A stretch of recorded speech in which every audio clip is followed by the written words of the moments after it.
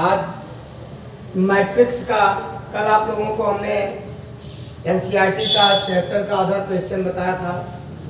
4 question हो गया था, 3-4 और बाकी है। आज इसको हम आपको बताने चल रहे हैं। यहाँ पे कह रहा है एक 3 × 4 का व्यू की रचना करना है, अर्थात और दिया हुआ है इसके आधार पर करना है। ऐसे ही और एक क्वेश्चन दिया है इसके साथ में पार्ट 1 पार्ट 2 करके। 3 × 4 का मतलब आपको बताए थे, ये पंक्ति है, ये स्तंभ है। पंक्ति का मतलब 3 पंक्ति होना चाहिए, स्तंभ 4 होना चाहिए। 4 स्तंभ है, इस तरीके से बना लिए। कल इस प्रकार का क्वेश्चन आपको बताए थे। इसी के आधार पर अब हम निकालेंगे A11 निकालेंगे। 11 का मतलब है I के स्थान पे 1 और J के स्थान पे 1 ले जाके रखना है। तो 1/2 ये मॉड का सिंबल है। 3 × 1 + 1 अर्थात यहाँ पे देखेंगे तो आपका आ गया 1/2, यहाँ पे -2।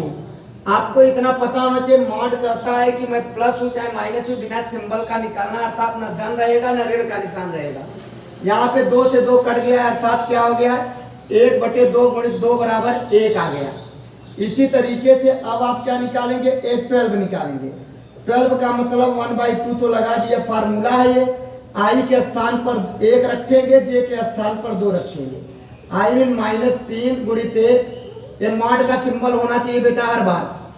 तो यहाँ पे क्या करेंगे, -3 में 1 का गुणा कर दिया, I के स्थान पे 1 है और J के प्लेस पर क्या है, 1 स्थान पे क्या है बेटा 2 है, J पर 2 रख दिया। अब यहाँ क्या हो गया है, 3 का 3, 3 ऋण 3 में से 2 निकल जाएगा, क्या बचेगा 1/2 × 1, क्योंकि -1 नहीं बचेगा। अंदर तो आप जोड़ेंगे घटाएंगे, लेकिन जैसे ये मॉड का सिंबल हटेगा विदाउट सिंबल का हो जाएगा अंदर वाला, 1/2 आ गया। अब इसी तरीके से 1/3 लिखेंगे तो 1/2 -3 × 1 + 3। अब देखिए -3 में से +3 निकल जाएगा, इसका तो 0 हो गया। अब ये क्या हो जाएगा 14 निकालेंगे तो 1/2 हो जाएगा। 1/2 के बाद अब यहाँ पे हम ले चल के रखेंगे I पर 1 और 4 रखेंगे J पर। -3 × 1 + 4।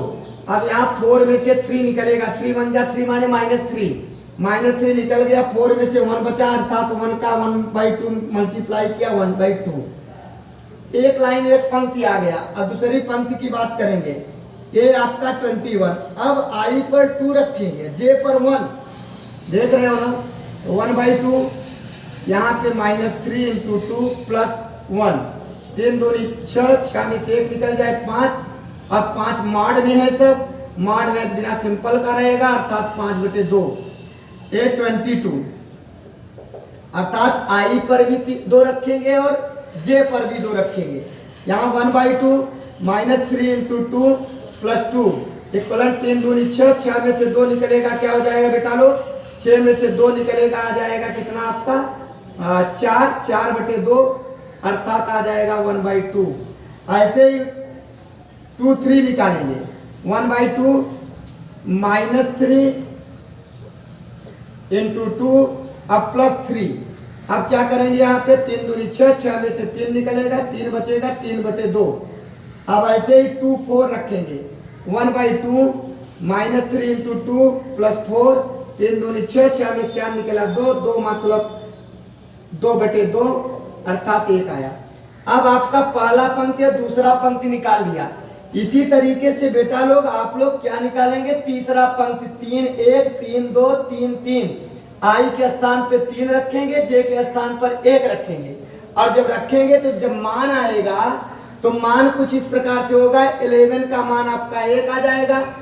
तो अब 12 का मान कितना निकले, 12 के स्थान पे रखो, कितना है 1/2। और 13 का वैल्यू कितना आया 0।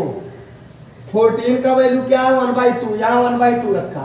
अब सेकंड पंक्ति देखेंगे, 21 का वैल्यू क्या आया 5/2। 22 का वैल्यू कितना आया 1/2।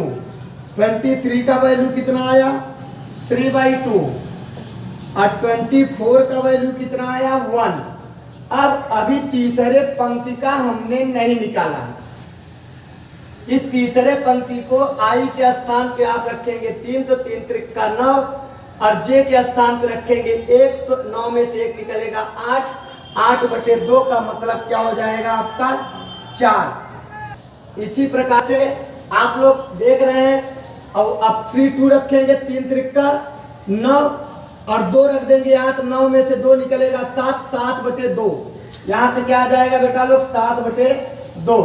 अब इसी तरीके से 3 3 रखेंगे, 3 त्रिका 3 में 3 रख दिया, यहाँ पे -3 × 3 और +3, 3 त्रिका 9 में से 2 निकलेगा 6, 6 में भाग देंगे 2 का क्या आ जाएगा 3 आ जाएगा। ऐसे ही 3 4 रखेंगे तो क्या हो जाएगा 3 त्रिका 9 और यहाँ पे बेटा लोग फिर 4 रख देंगे तो 9 में से 4 निकलेगा 5 होगा, तो यहाँ पे क्या हो जाएगा 5/2। अर्थात मैंने डायरेक्ट यहाँ रख के इसलिए बताया, अंतिम लाइन की 2 लाइन तो बताया ही है, आप समझ भी रहे होंगे, इसीलिए तीसरे को डायरेक्ट रख के बताया। इस तरीके से आपका पहला सलूशन हो गया। अब इसी पंक्ति में आपको लेके चलते हैं नेक्स्ट में।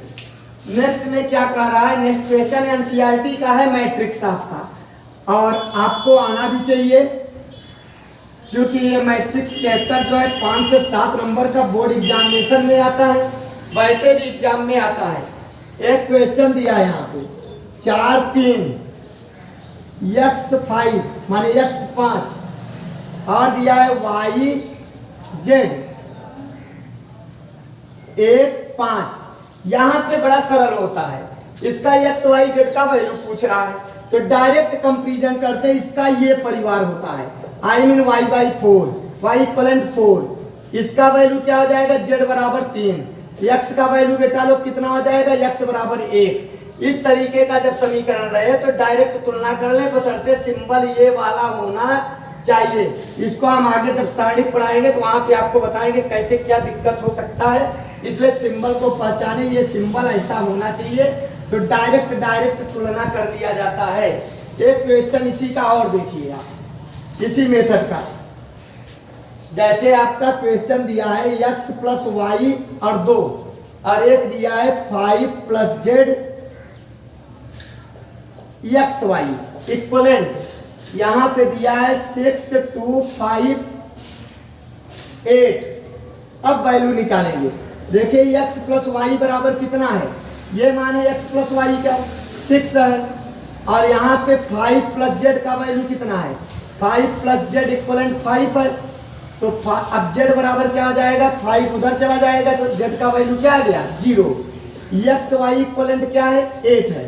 अब यहाँ पे हम वो जो फैक्टर होता है, अच्छा 8वीं में छोटे का 9th में भी है 10th में भी है, कि कह रहा है कि ऐसा कौन सा अंक है जिसको जोड़ दूं तो 6 आ जाए और गुणा कर दूं उसमें उसका तो क्या आ जाए 8 आ जाए। अब x × y इसको हम 4 × 2 कर सकते हैं, अर्थात x का वैल्यू 4, y का वैल्यू क्या हो जाएगा 2, 4 और 2 जोड़ेंगे तो 6 हो जाएगा, या x का वैल्यू 2 हो जाएगा, y का वैल्यू 4 हो जाएगा। अगर x 2 रहेगा तो y 4 रहेगा, और x 4 रहेगा तो y 2 रहेगा। इस तरीके से ये आपका आंसर हो गया, z बराबर क्या आ गया बेटा लोग 0 हो गया। अब आपको लेके चलना है नेक्स्ट क्वेश्चन में। आप लोगों का बहुत छोटे छोटे टॉपिक में बना रहे हैं, छोटे छोटे टाइम में बना रहे हैं, टाइम का जो मैनेजमेंट होगा बहुत छोटा होगा, उसमें आपका सवाल अधिक होगा, उसको आप पढ़ के आराम से तैयार कर सकते हैं। इस तरीके से कह रहा है, एक सवाल दिया है a बराबर IJ इक्वलेंट m × n, कह रहा है वर्गाव्यूह है, क्या है वर्गाव्यूह। तो वर्गाव्यूह किसे कहते हैं बेटा जानिए, वर्गाव्यूह का मतलब जहां m और n पंक्ति और स्तंभ दोनों बराबर हो उसे क्या कहते हैं बेटा लोग वर्गाव्यूह के नाम से जाना जाता है। अब आपका इसी तरीके से आगे भी है। अब क्वेश्चन नंबर लास्ट एक है 10th नंबर, कुछ question same to same equation बना के होता है इसलिए उसको छोड़ दिए, एक सेम टू सेम उस मेथड का बता दिए, 2 3 4 सवाल ऐसे ही आप लगा भी लोगे। अब यहाँ पे कह रहा है किसी 3 × 3 कोटि का ऐसे अवयवों की कुल कितनी संख्या होगी जिनकी प्रत्येक प्रविष्ट 2 या 0 या 2 हो।